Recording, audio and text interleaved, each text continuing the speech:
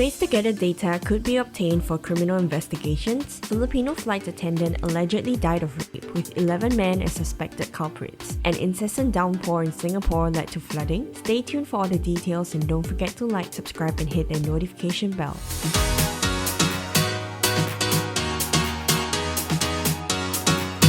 Hi everyone, it's Steve here and Jessica. Hi! Yeah, it's another episode of Bloomrtrends. Wait, no, actually, it's the start of a brand new year. Woo. So let's catch up with the news the past week.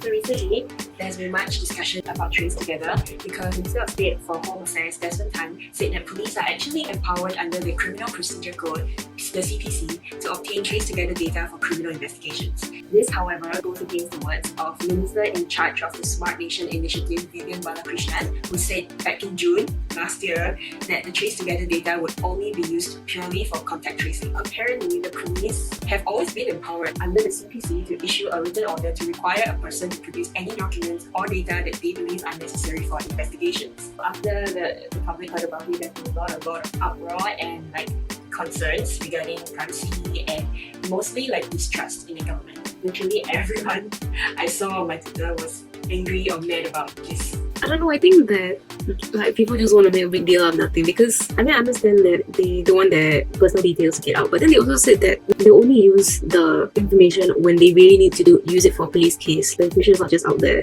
I don't think it's a breach of privacy or whatever. As long as you don't do anything wrong, then they won't be able to use the CPC on you. It's why are you being so paranoid for? I mean, for me, that's what I think. I'm not going to do anything criminal anyway, so just take my data. But I think the point for most of us, common ordinary folks who do not commit crime, is that it's about the distrust they have in the government now. It's a very tricky situation because obviously the whole tracing thing is because of the virus, right? It's supposed to do good for us. But then, if I'm the police and I'll be like, oh my god, I need to catch this criminal and I need information on this criminal, I'll be like, why can't you just check this TraceTogether and check ins and outs and safe entry? True. So I guess in a way we kind of give and take. But apparently I saw that you can email in to remove your data from the servers. Or your data will be deleted after 25 days. Yeah, so if you're really, really concerned about your data being used, you can go back and check policies in the TraceTogether app or just search online and then see how you can go about protecting your data. A Philippine Airlines flight attendant allegedly died after being raped at a New Year's Eve party.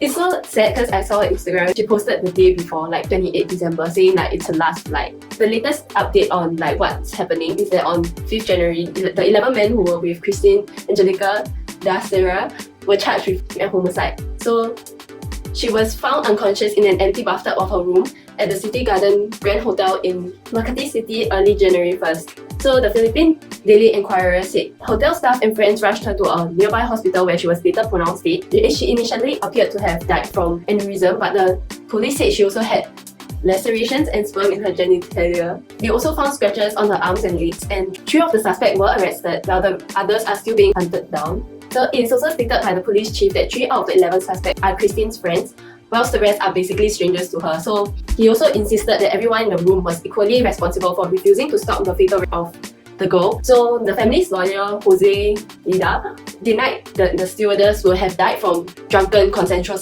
If it was consensual and voluntary, why isn't she here today to answer the questions? That's what he told CNN. Yeah, so what do you all think of this? I mean, it's very important, I think, at this stage to find out the details of what exactly went down. Apparently, the evidence is not really conclusive about whether she was actually, because to prove that, then you need to have some kind of lacerations or whatever in her genitalia. But then I think some publications said that there wasn't or something like that. So, but then her bruises outside, her legs, her arms, kind of indicated very strongly that it would have been. But yeah, I think we should leave that to the police to make conclusions. But what we can only show love and support to a family at this point of time, because it's such a horrible thing to happen. What? I still feel there's no way it's just because of aneurysm that she died. And if three of them were her friends, then that's so what? How can you? Exactly. She had friends there, so I'm just very curious about what exactly went down. Maybe they were scared because they were only 3 out of 11 that they couldn't do anything. Or Also that, but then But they could have easily informed call the police, like, right? the police or like the hotel Yeah. staff or something. What? It's not like something that's very hard to be done. It's like They could have like ran just out call of the room. hotel room service and then they'll come out already. yeah, What? I feel like the situation is very fishy, but regardless, it's an awful situation. Like no matter what your side, it's just awful. Yeah. Girls, if you're going out for a party, I mean, technically it's still COVID, shouldn't be fun to a very big group. But if you had to, then don't post a picture online.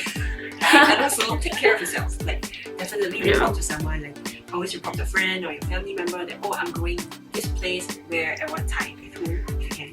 And then if you feel like you're in a very like dangerous situation, just drop an emergency call to a friend. The past few days it's been kind of rainy, which has been nice because our temperatures have dipped to like 21, 22, which was really nice. It's actually resulted in some flash floods, and the Bishan Ang Mo Kio Park was one of the places that was flooded with muddy rainwater, which alarmed members of the public. But unlike other areas, the flooding at the Bishan Ang Mo Kio Park was not much cause for concern because it's a naturalized river, which used to be a 2.7 km long straight concrete kalang channel in the past, which would not otherwise be able to contain as much water as it does now. And so the channel was redesigned to resemble a floodplain that connects to a network of drains in town. And so these bioengineering techniques also created habitats for wildlife to return, which contributed to a 30% increase in biodiversity that we now enjoy, which includes the marina otters that we see occasionally running around the area. Yeah, I actually went to the park a couple of days ago and saw the flood. I mean, I can understand why people are like concerned, like, oh my god, is it Yeah. going to overflow? But no, it's meant to be that way, which is cool. There was flooding. I think we had it okay, and some countries actually didn't have it okay. Like, is it Johor? Yeah. But our neighbouring countries actually have it. Because like if you can imagine Singapore, like if we have flooding, then it must be worse for the other countries, the other neighbouring countries who don't have the proper like infrastructure to have like adapt to all these floods. Draining system. So actually the flooding is pretty serious in our neighbouring country. So while we like reap the benefits of the weather, of this cold weather, actually other people are suffering. Okay, I'm very sure some places in Singapore are actually flooded quite a bit, like maybe up to your knees or something. So just avoid areas like that. And then in the meantime, just appreciate the cooler weather before it's gone. It's going to. Like, I know what, lovely. I know a lot of people on TikTok are like criticizing Singaporeans for overreacting. They bring out the gloves. Okay, hold up. I know about this overreacting because I didn't overreact, okay? It's a natural reaction to when something wrong. It's because we're always in such a hot climate. I'm just like, one night I left the windows open, so it got really, really cold. And then I woke up the next day and I started wearing my hoodie. And I walked out of my room and my entire family was like, bursting out laughing. I just want to be appreciated. So yeah, let us know how you reacted to the weather, and if you feel me, you took out all your clothing that you save for winter holidays instead. Otherwise, enjoy this cold weather, and we'll see you next time. And don't forget to like, subscribe, and hit the notification bell. Bye! Bye.